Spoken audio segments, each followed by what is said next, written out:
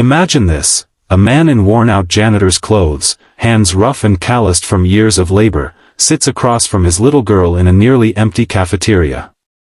In front of them is a single tray with one warm meal, rice, vegetables, and a small piece of chicken. But before they can take a bite, an old couple shuffles in, their faces lined with exhaustion, their hands trembling as they count the few coins in their palms. The man looks down at his daughter, then at the couple, and in a heartbeat, he slides the tray across the table to them. "Please, you need this more than we do." What he doesn't know is that, from the corner of the room, the company's CEO is watching everything, and his life is about to change forever.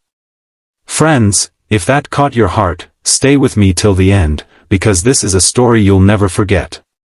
And if it moves you even just a little, don't forget to like this video and subscribe to the channel. Your support helps us bring more inspiring stories to life. The janitor's name was Daniel. He wasn't always a janitor. Once, he had dreams of becoming an engineer, building machines that could change lives. But when his wife fell sick and the medical bills drained everything, Daniel gave up school to work full-time. His wife passed away, leaving him with a daughter, Lily, who was only 4 at the time.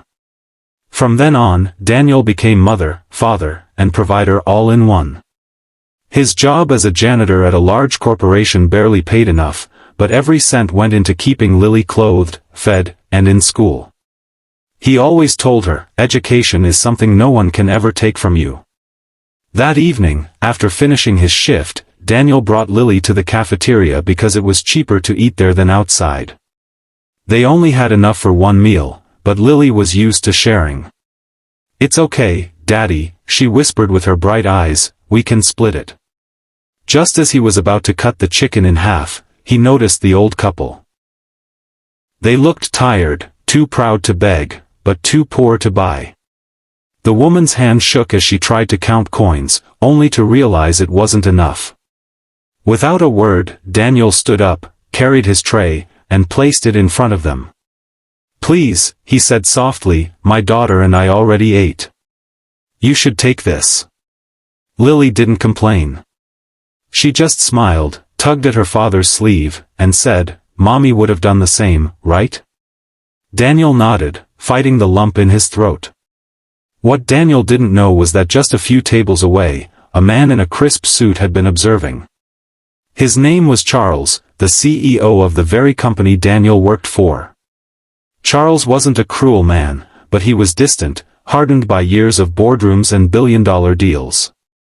He had lost his own wife to illness years ago, but unlike Daniel, his money had sheltered him from the kind of struggles ordinary people faced. Yet, watching Daniel give away the only meal he had for his child struck something deep inside him. It wasn't charity, it was sacrifice.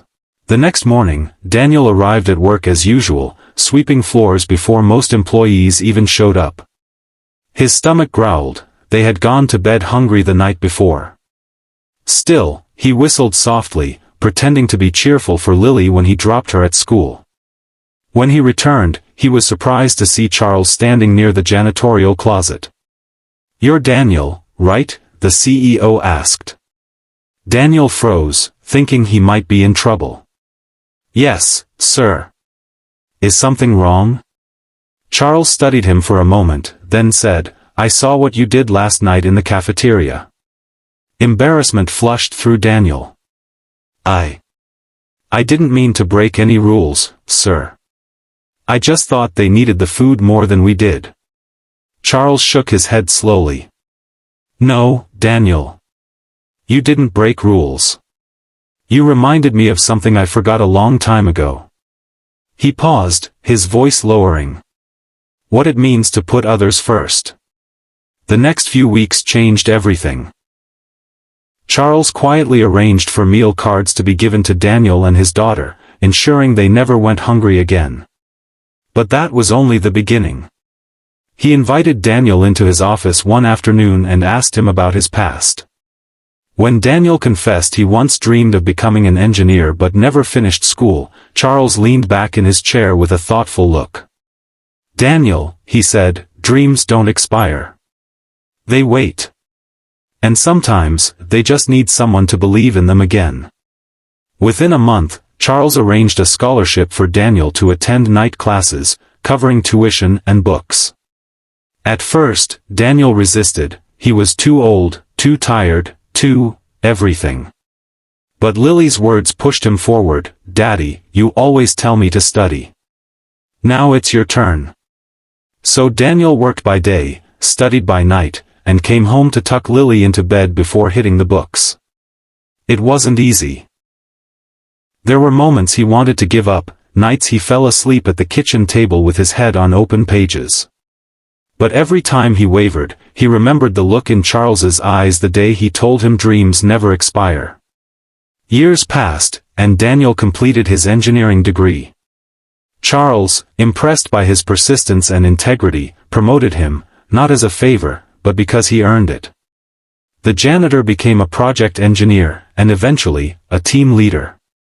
But no matter how high he rose, Daniel never forgot the days of scrubbing floors or the night he and Lily gave up their meal for strangers. One afternoon, Lily, now a bright teenager, asked him why he gave away that food when they were so hungry. Daniel smiled gently and said, "Because true wealth isn't what you keep, it's what you give. And that night, we gave love. That's worth more than any meal." And the old couple? They visited the company months later with a small basket of homemade bread.